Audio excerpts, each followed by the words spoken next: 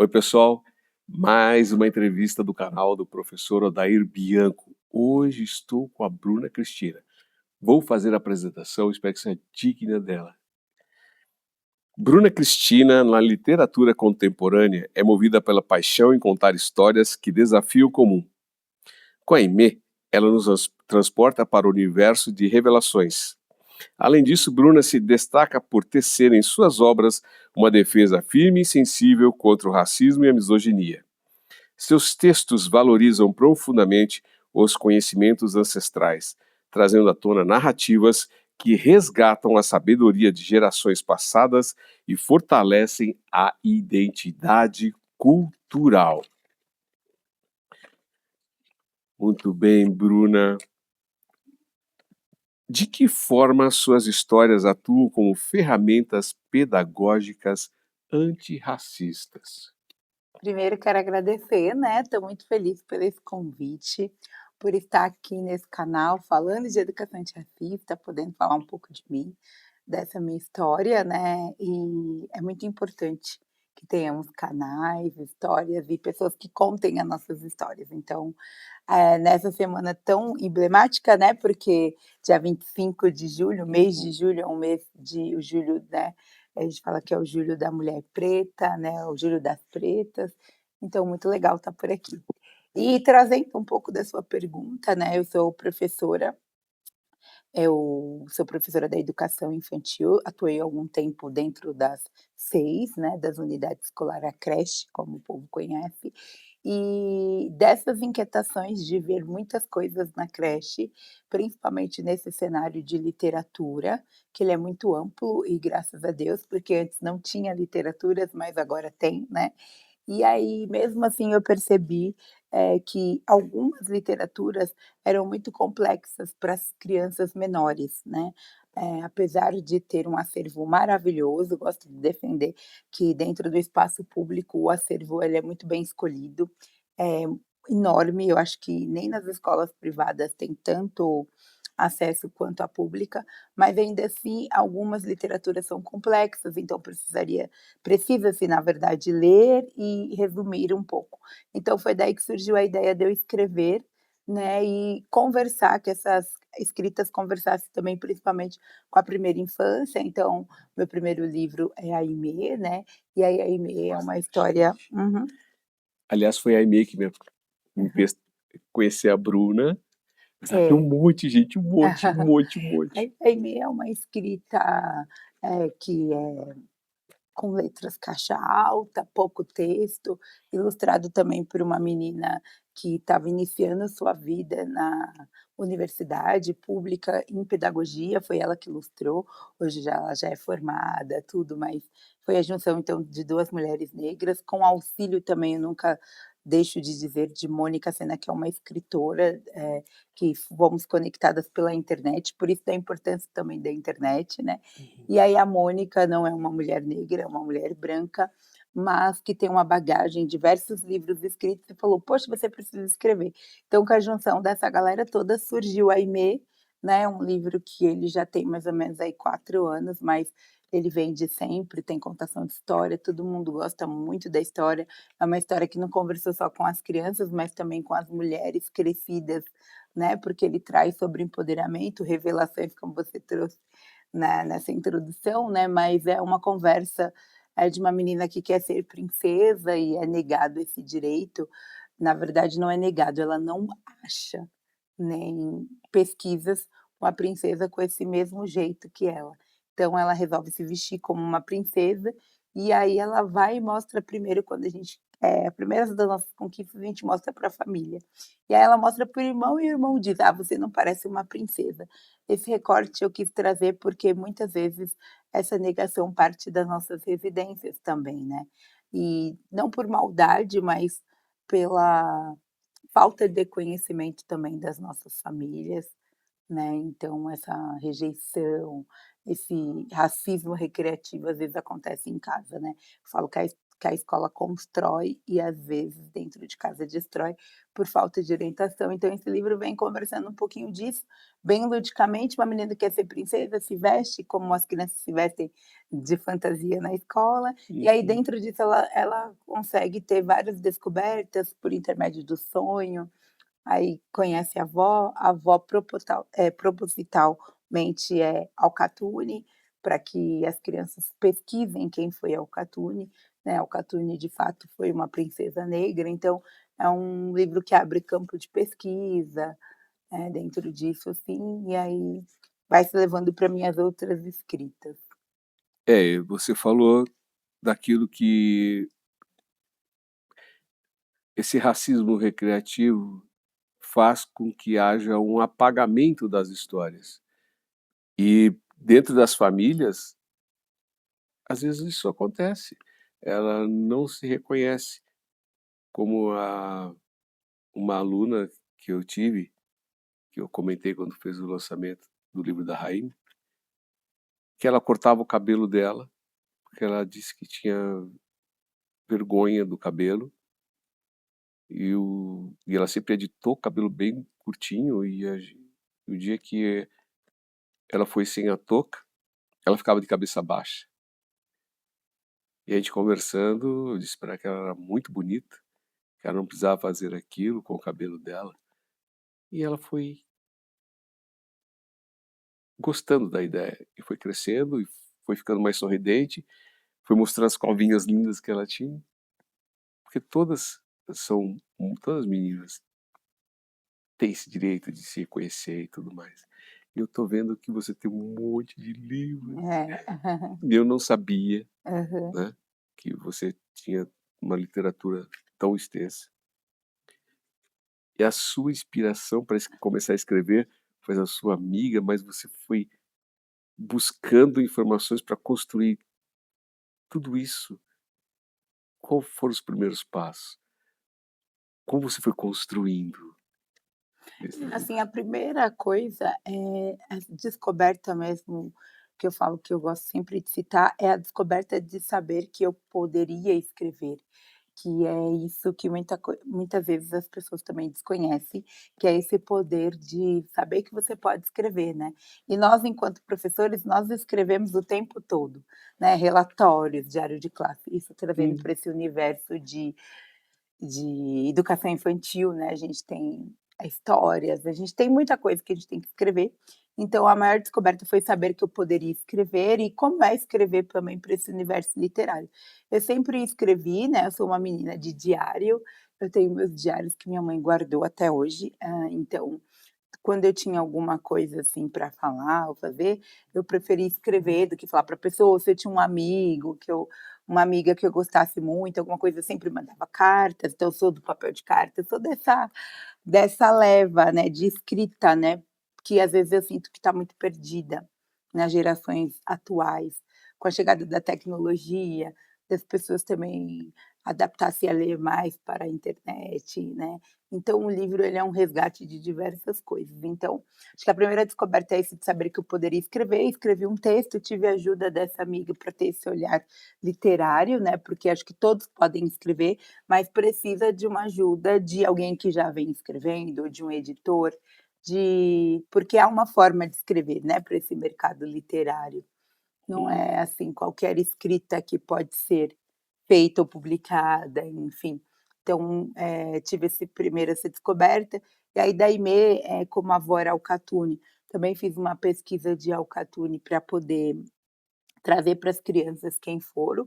O intuito do segundo livro é que começou a pesquisa no primeiro, e aí o segundo eu mostro para as crianças que realmente existem princesas negras, né, como você trouxe, por muito tempo teve um apagamento da nossa história, a gente está num país que estruturalmente é racista, e que deixa esse racismo, como até a Jaime brinca, sofisticado, né, porque as pessoas cometem, esses atos racistas e não percebem que estão cometendo, ou até a mesmo percebe, eu acho que em atual ano, em atual situações, dizer que não sabe o que é o racismo, o que está acontecendo é inaceitável, principalmente para quem está no espaço educacional, né.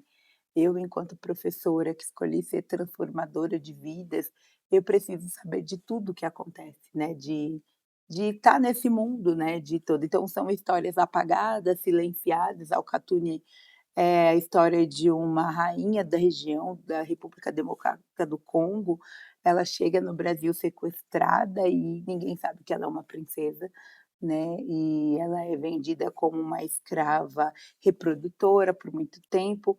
Alcatune também é vó de Zumbi dos Palmares, então ela é mãe da Sabina, da mãe de Zumbi dos Palmares. Então tem toda uma história e todos os livros eu sempre penso numa assim, eu falo que professor ele tudo que ele cria tem que ter uma intencionalidade pedagógica em sala de aula, mas acho que para a leitura também, né, então todos os livros vêm um pouco com essa intencionalidade pedagógica de trazer para a sala de aula um campo de trabalho para as professoras.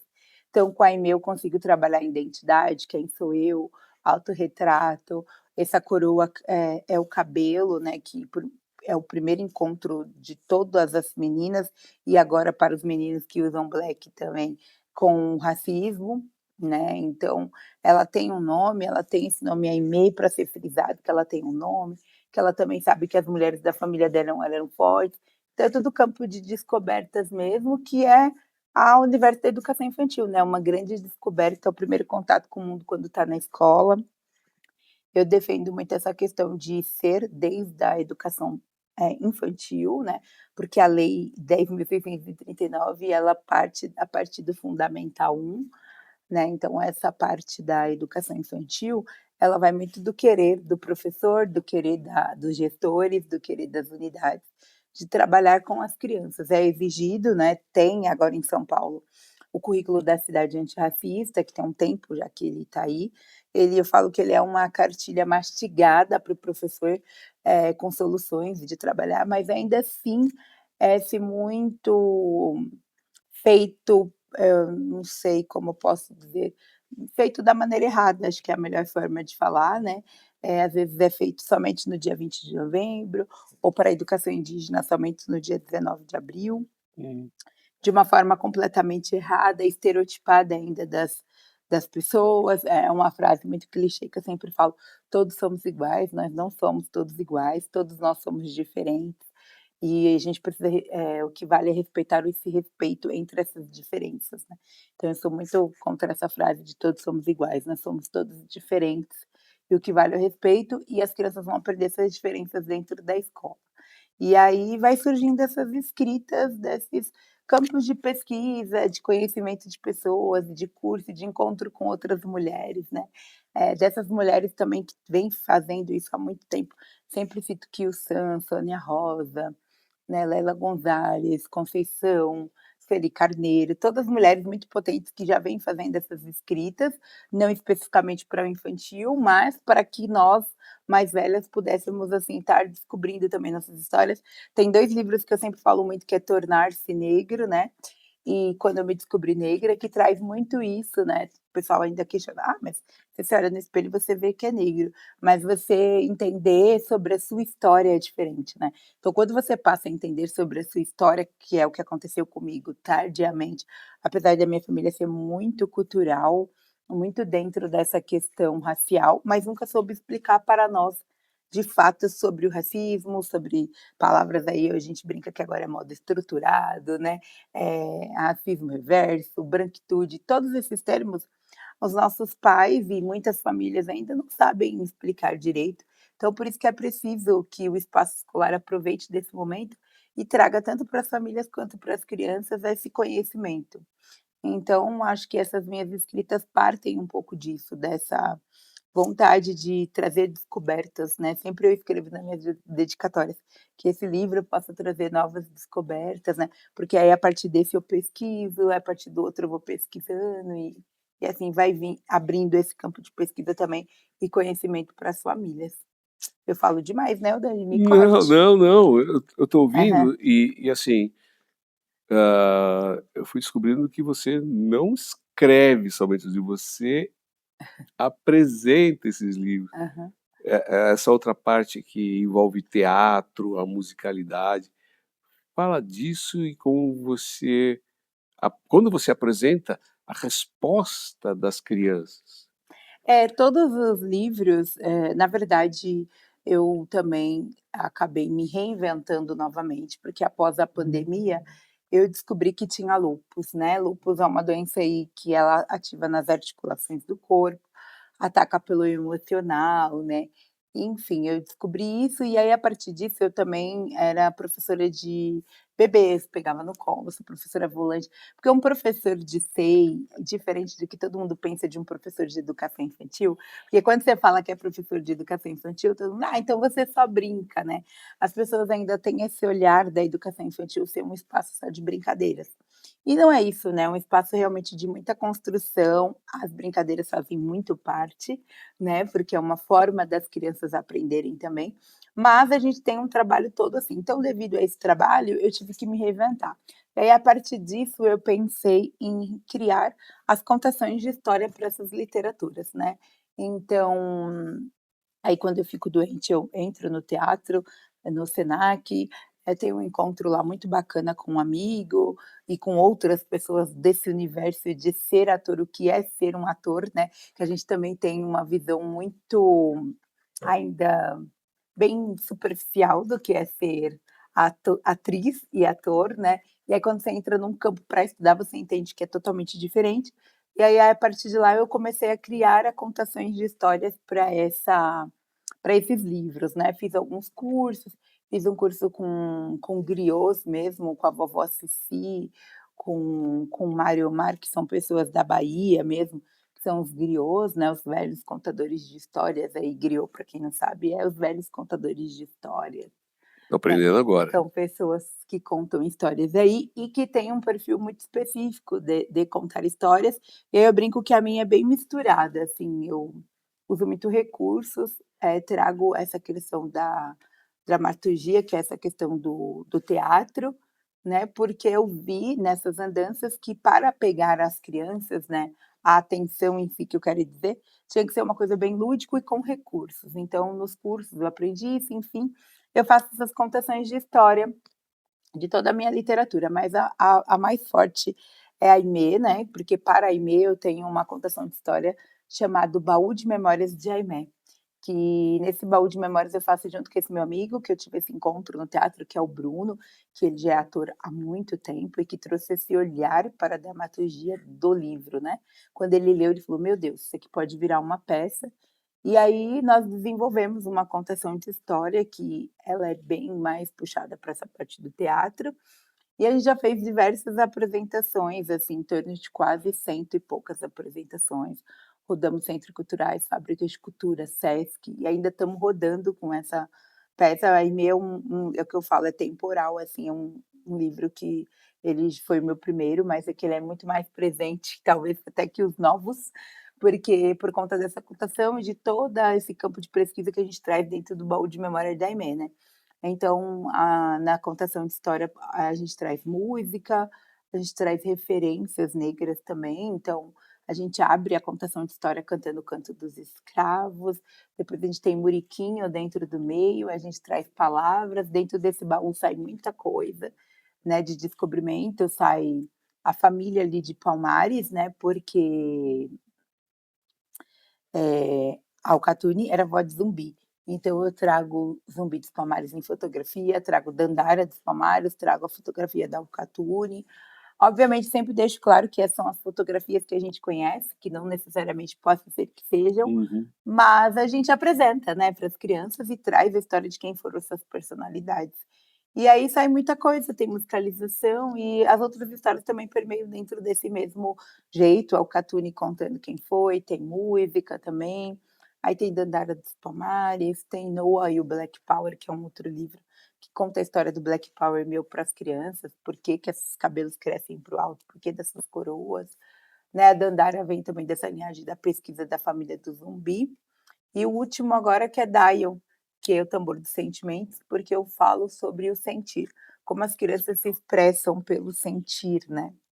Tá aí o pessoal. Eh, como as crianças podem se expressar. E aí é um livro muito desse sentir, mas com uma ancestralidade bem forte, que é o tambor para a cultura africana, né, então, esse livro As Meninas que são de psicanalistas, psicólogos têm trabalhado em atendimentos, falou que tem dado muito certo.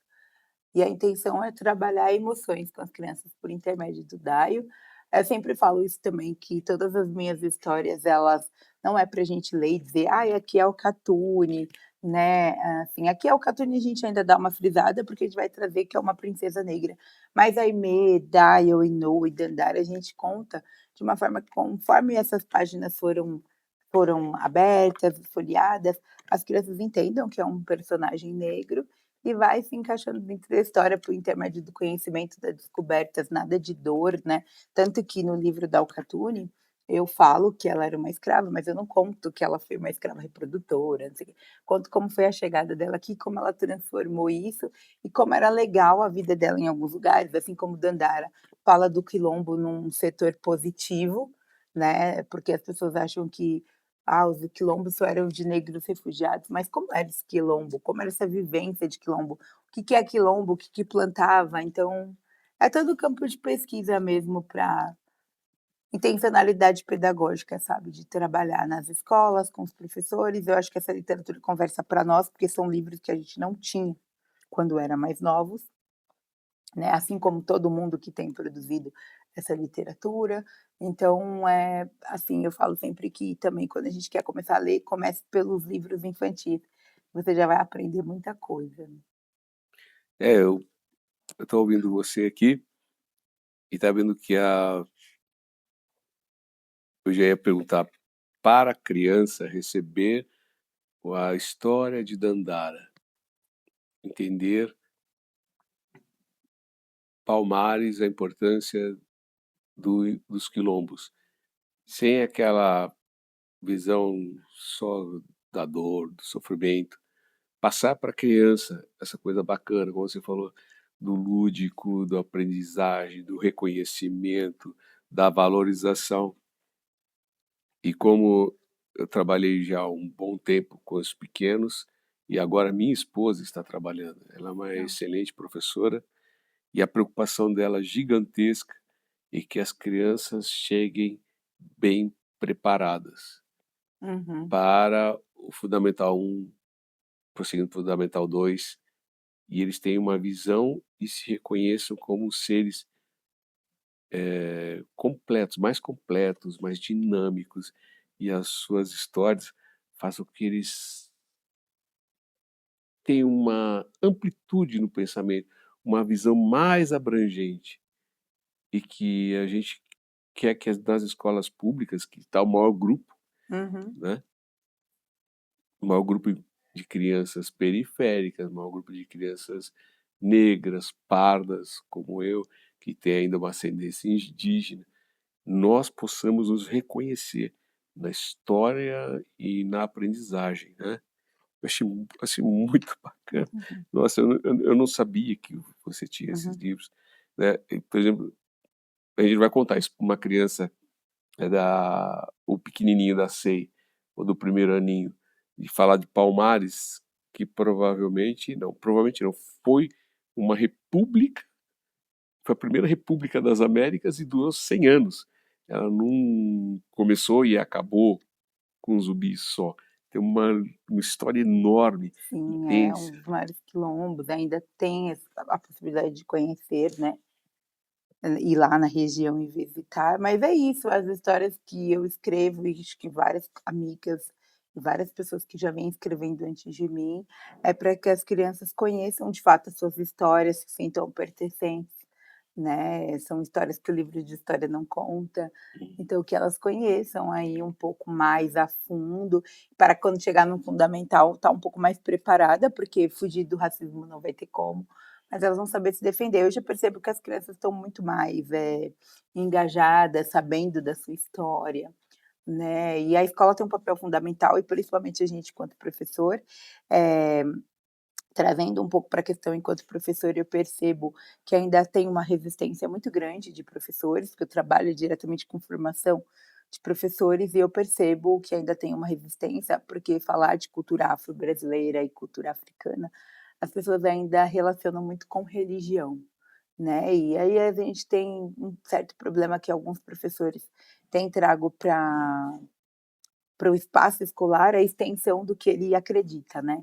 Então eu sempre falo que a escola não é uma extensão da sua crença, do seu pensamento, a escola é uma extensão de descobertas de saberes, né. Então se a gente não deixar isso de lado, o professor não deixar isso de lado, essa lei ela vai demorar um pouco para ficar sendo cumprida corretamente, né. E é isso, né, eu sempre falo que os professores precisam muito ter esse olhar, porque escolheram ser agente de transformação, então enquanto agente de transformação eu preciso conhecer de tudo, né. Se nós temos abertura e possibilidade de estudar diversas outras coisas, por que não estudar corretamente a cultura afro-brasileira e africana e trazer de uma forma bem correta para o espaço escolar, né. Eu anotei aqui e queria saber como você enxerga a importância de decolonizar a imaginação infantil por meio da literatura. Você já vem respondendo, né, mas, É. do decolonizar a imaginação infantil por meio da literatura, mas também dos professores. Na verdade, o que precisa ser feito, que eu sempre sugiro quando as pessoas entram em contato comigo para fazer formação, é que primeiro precisa ser trabalhada essa identidade dos professores, né. Professores também precisam se olhar no espelho, se reconhecer: "Espera, quem eu sou? Eu sou negro, eu sou branco, eu sou pardo", eu sempre falo que o pardo é uma coisa que está ali no meio, mas é branco ou você é negro, né. Pardo é uma tonalidade da pessoa que tem um tom de pele mais claro, mas ela vai ser tratada em sociedade como uma pessoa negra. Não vai ser diferente, né. Então, você entender essa sua identidade, há muitos problemas da identidade, principalmente de relações interraciais, que é o pai branco e a mãe negra ou vice-versa. Então essas crianças também ficam perdidas ali, né, quem eu sou? Porque se fala muito na identidade negra, na identidade branca. Eu, enquanto professor branco, entender os meus privilégios do tom da minha pele, saber o quanto eu posso ajudar e engajar, a Djamila fala muito isso desse lugar de fala, né, todos temos lugar de fala, porque em espaços públicos, às vezes, você vai ter muitas professoras negras, mas em espaços privados, tem locais que você não tem um professor negro, e aí o assunto não vai ser abordado, porque não tem ninguém negro, que esse lugar de fala. Então entender de fato esse conceito desse lugar de fala, o que é, né, e trazer isso. Então acho que primeiramente seria trabalhar a identidade dos professores, eles precisam entender a importância de falar sobre educação antirracista, o quanto é necessário e urgente e o porquê, ter esse olhar, eu sempre brinco, o teste do pescoço, né, eu sempre falo isso, no ambiente, né, como que é isso, eu estou querendo falar uma coisa, mas a minha escola, os muros da escola conversam muito, a minha escola representa todas aquelas crianças, quando uma família indígena, uma família boliviana, estou falando em cenários que tem na escola, né, Uhum. uma família negra entrar nesse espaço escolar, elas vão se sentir pertencente, porque além das crianças, para as crianças precisa do acolhimento para a família, né. As famílias precisam entender esse currículo, o currículo é muito eurocêntrico, muito trabalhado europeu, então, a verdade, assim, a grande diferença seria se dentro da formação de pedagogia, tivesse essas matérias logo de cara, né, porque educação antirracista, educação indígena, entre outras coisas, acaba sendo uma formação continuada, né, então eu acho que isso deveria estar dentro da grade do curso de pedagogia, né. Eles precisavam estudar sobre, eh, cantigas de roda, educação afro-brasileira, isso deveria estar na grade. Em federais tem, mas a grande maioria, faculdades, né, privadas não tem. Então acho que deveria estar na grade, porque essa formação continuada vai depender do querer do professor. E aí o querer do professor ele passa por diversas camadas, tem quem não tem tempo, tem quem não consegue, tem quem não se interessa, aí vai depender se a gestão vai atrás, como que eu vou fazer, enfim, muitas camadas, né. Então, acho que é isso. E a literatura para a educação infantil é um dos maiores, eu acho que é o ponto alto de trazer esse tema para o universo infantil, né, por intermédio da literatura, dessas histórias. Um livro a gente consegue planejar para o ano todo, de um livro a gente consegue tirar material para um ano todo. Então também se interessar em ler essas leituras, né, procurar ler esse livro antes. Como eu disse, na Pública tem um acervo enorme. Se não tiver, trazer a gente aí, essa galera que está fazendo isso, para fazer uma curadoria, para comprar livros certos, porque também nem todo livro que tem um personagem negro é para a educação antirracista e é antirracista. Acho que esse é um dos maiores debates que vem acontecendo agora na atualidade, é isso, né, como essas literaturas estão conversando, se de fato elas agregam, se a criança vai aprender alguma coisa, então prestar atenção nessas literaturas. Tem um livro que é muito conhecido e citado pelos professores e amados, que é o clássico, os famosos clássicos da literatura, né, que é Menina Bonita do Laço de Fita, que é um livro que entrou em debate agora recentemente, né, teve uma roda viva com a Ana Maria Machado, e é um livro que ele foi criado para trabalhar com a identidade negra, mas, ele não conversa com isso, ele tem muitas atitudes, muitas falas ainda, um coelho que fica o tempo todo atrás da menina querendo questionar por que ela é tão negra assim, por que ela é tão pretinha, ela começa a inventar. Então tem diversos recortes desse livro, eu sempre uso ele de exemplo, não como anular essa literatura, porque para o ano é realmente um macro, uma literatura importante, mas para agora ela não é, né, porque tem muito material, muitas literaturas, muita coisa, assim como outros livros que tem também. Então a gente prestar atenção também nessas literaturas, não cair nessas armadilhas de representação e representatividade, né, porque representação é você simplesmente ter uma pessoa negra ali, para dizer que aquele quadro, olha, tem uma pessoa negra, mas é representatividade, como isso está representando, como está sendo contado, o que está sendo falado. Então, a literatura é o ponto alto de salvação para o universo infantil, de trabalhar com as crianças, mas também eu saber quais são essas literaturas, né. E falando um pouco de um post que eu até fiz hoje, é que a gente tem mania de achar que criança pequena não percebe racismo. Né, e elas percebem sim, e por diversos atos. Ela pode não identificar a palavra racista, mas ela É, percebe: "Por que está ela acontecendo isso percebe comigo?". pelas atitudes, por que que ela é separada, por que que não tem livros iguais, por que que não tem bonecas negras no espaço, enfim, por muitas coisas, né. E aí, assim, você foi falando e eu fui pensando que é uma coisa que a gente ouve bastante. Não adianta ser contra o racismo, é necessário ser antirracista, mas eu fui pensando para eu além, desconstruir aquilo que o racismo construiu e reconstruir o que ele destruiu, É, né. exatamente. Porque a primeira ideia que eu tive de racismo, sei lá, eu devia ter 13, 14 anos, eu vi 2 adultos discutindo, um homem branco e um homem negro, e eu olhei aqui meio espantado e dei um sorriso, assim, meio nervoso, porque é a primeira vez que eu estava ouvindo aquela conversa. Uhum. Quer dizer que essa história tem mais de 50 É. anos. O homem negro virou para mim e falou: "E você é o primeiro que morre se é uma guerra entre os brancos e os negros definitiva. Porque você não é negro o suficiente para ser considerado negro, e você não é branco o suficiente para ser considerado branco". Fez um boom dentro da minha cabeça, que era a primeira que eu estava vendo uma Uhum. discussão daquela, né. E, lógico, já se passaram 50 anos, e a gente vai vendo todas as ações, a gente vai vendo que foram dando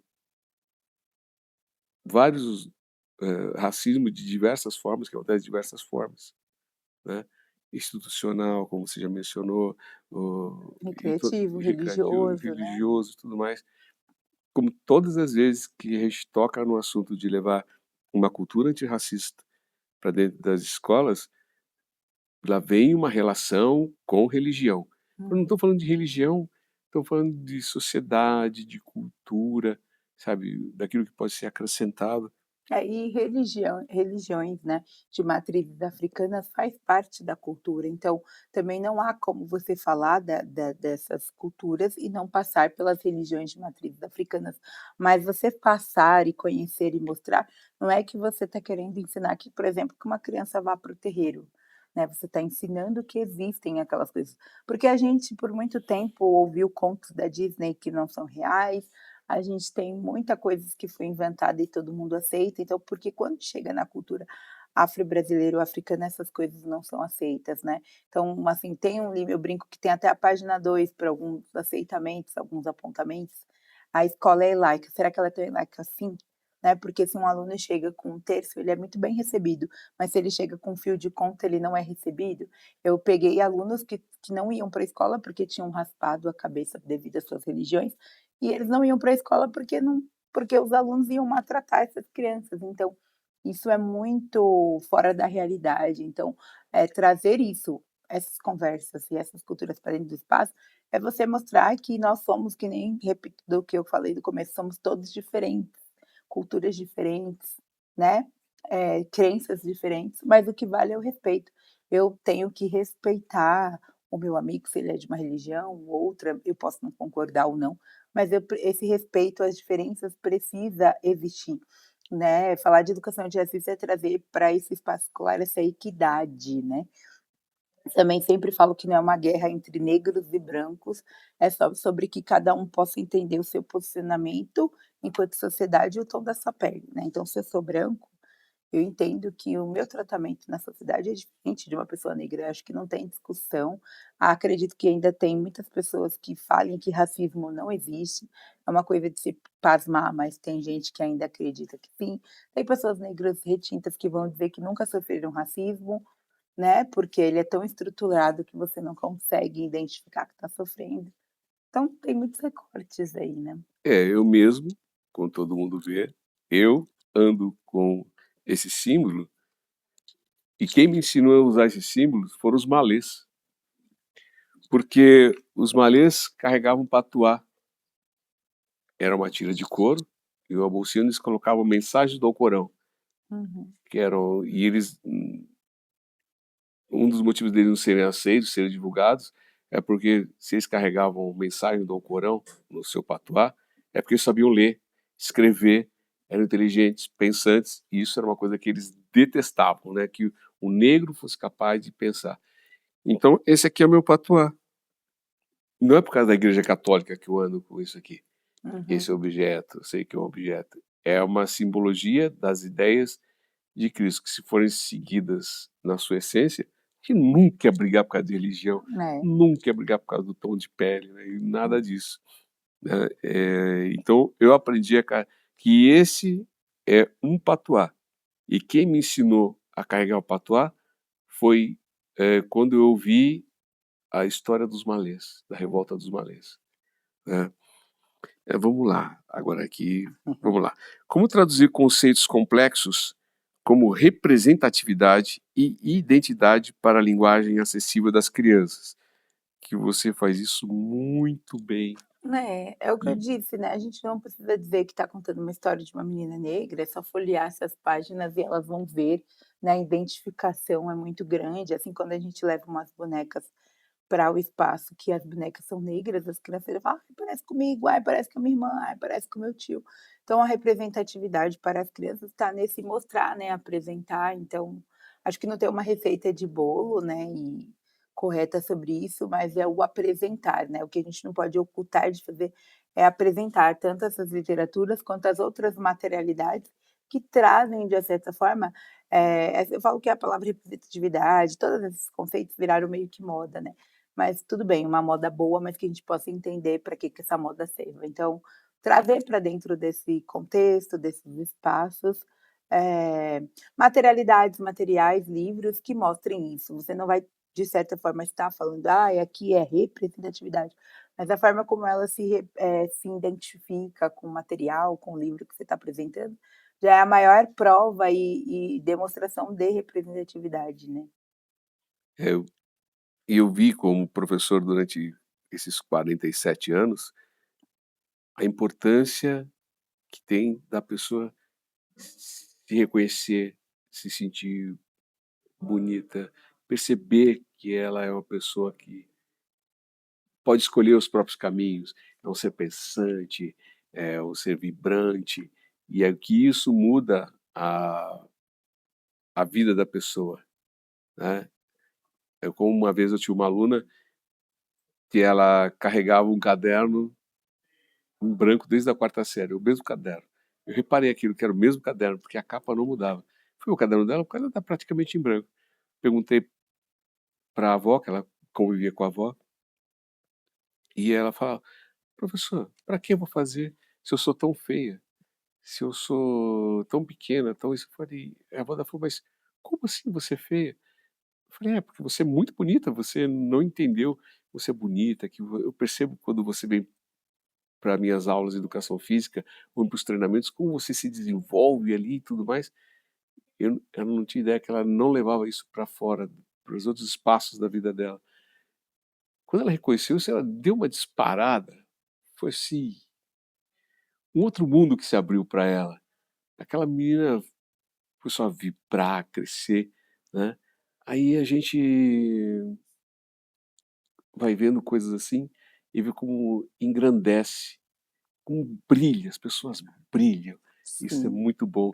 E eu vi o brilho dos olhos das pessoas, quando elas que eu já via a Bruna em outras Uhum. oportunidades, as pessoas ficam encantadas com a sua presença, Bruna. Você manda seu brilho assim nos olhos, as pessoas chegam perto de você, elas sorriem, elas elas só faltam cantar e dançar quando É. você chega. Isso é muito Que legal, Bruna, bom, que bom. né. Tão importante, né. Agora vamos lá, de que forma a valorização dos cabelos naturais e da pele preta se torna um ato político e de superação do racismo? Essa valorização que você fala tanto nas suas Esse histórias. Daimê muito falando sobre cabelo, né, essa coroa que ela descobre é o cabelo, Uhum, esse olhar no espelho, entender que esse cabelo, né, o Noah que eu falei também conversa um pouco com isso, o Noah específico é para meninos, né, tem um menino na capa, né, porque os meninos usam Black Power hoje. Então essa valorização, entender aqui no livro do Noah eu sempre gosto de mostrar essa página aqui, deixa eu ver se eu acho ela, que traz, assim, também os cuidados para esse cabelo, que nós também cuidamos do cabelo, né, que muitas vezes tem essa pergunta chata: "Ai, como que você penteia seu cabelo, né? Ai, tem garfo para isso?", pessoal, né. olha o meu cabelo, quer um jeito mais fácil de pentear o cabelo que o meu? Essa página aqui, assim, ó, tem aqui, ó, o famoso pente garfo, o espelho para saber, o condicionador de alecrim, o brinco e o shampoo de coco. É ludicamente, mas para as crianças entenderem, né, que temos produtos, temos coisas aí, e o cabelo é isso que eu digo, é o primeiro contato que vai ser com racismo, cabelo de bombril, o cabelo duro, né, tem várias coisas, juba. Então essa desconstrução, né, apresentar esses cabelos, por isso que eu falo da importância das atividades, principalmente quando falo em cabelo, não se trabalhar qualquer materialidade, eu vejo muito professor às vezes cria um black powder e aí cola macarrão, feijão, tal, enfim, acho que isso é abominável, não deve se fazer isso, a gente tem que apresentar os cabelos mesmo, mostrar essas texturas, sei lá, para a escola eu sempre indico talvez traz uma transista, vamos fazer um projeto de beleza, né, Uhum. vamos na no centro de São Paulo vende esses cabelos orgânicos, né, que eu uso, faço questão de usar, mudo muito meu cabelo por isso, para as crianças verem possibilidades, que eu posso estar com o cabelo liso, posso estar com o cabelo cacheado, pode ser loiro, pode ser o que for, né, então quem sabe ir até lá, comprar esses cabelos e trazer para as crianças passarem a mão, sentir a textura, de fato apresentar, né, porque para as crianças você não pode mentir, né, tem que falar a verdade. Não. Então mostrar, de fato apresentar como que funciona, como são esses cabelos, né. É mesmo porque a criança, quando ela gosta, ela fala: "Eu gostei, professora." É. Quando Aham. ela não gosta, ela fala: "Eu não gostei, professora, É, eu não gostei, eu não gostei, eu não gostei." É exatamente. muito, muito legal. Bom, Aimee, nós estamos com um pouquinho mais de 40 minutos. Eu eu acho que eu tinha uma coleção de perguntas, mas a gente vai ficar um tempo enorme. Acho que vale a pena a gente marcar mais um É. encontro. Eu pessoal, para todo mundo que faz uma entrevista, dá uma entrevista para mim, na verdade as entrevistas viraram aulas para mim, sabe, aulas espetaculares. Eu escrevo uma poesia.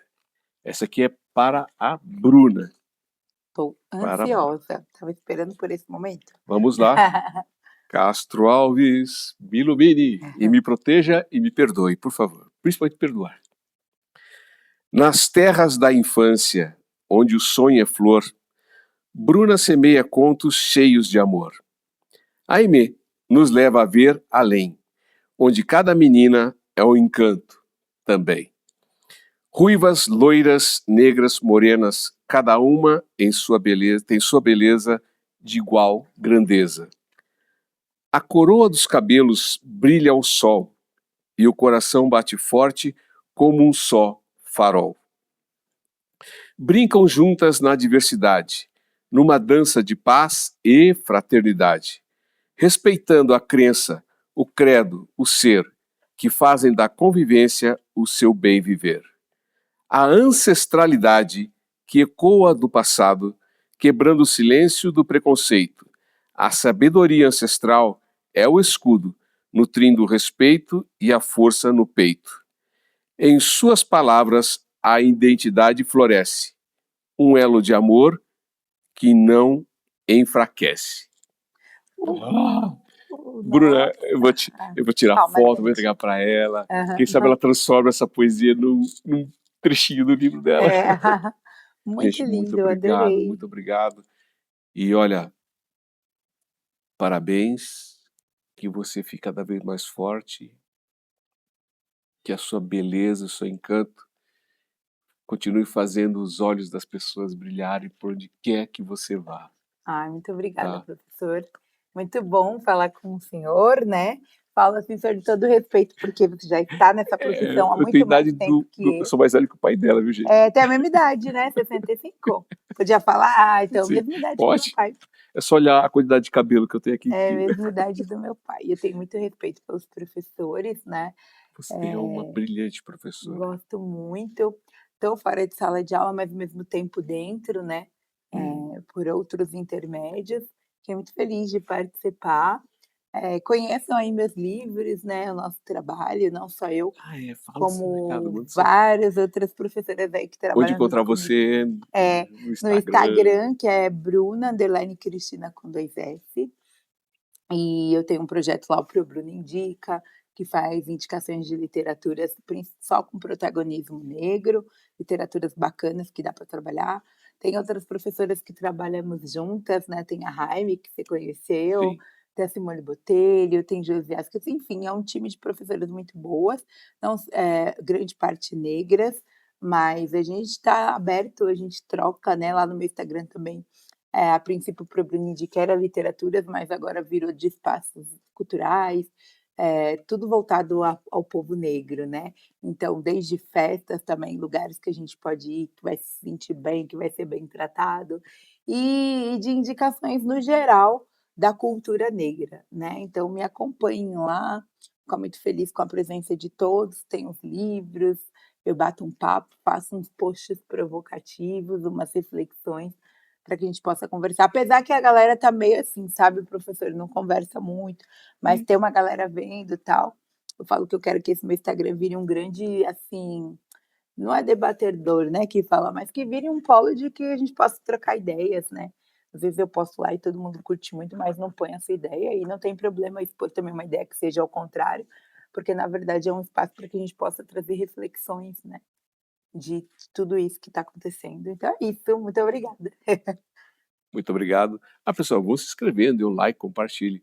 Veja os outros vídeos também, tem músicas, poesias, poemas e vídeos curtos que trazem reflexões e ativismo social, lógico. Obrigado, Bruninho.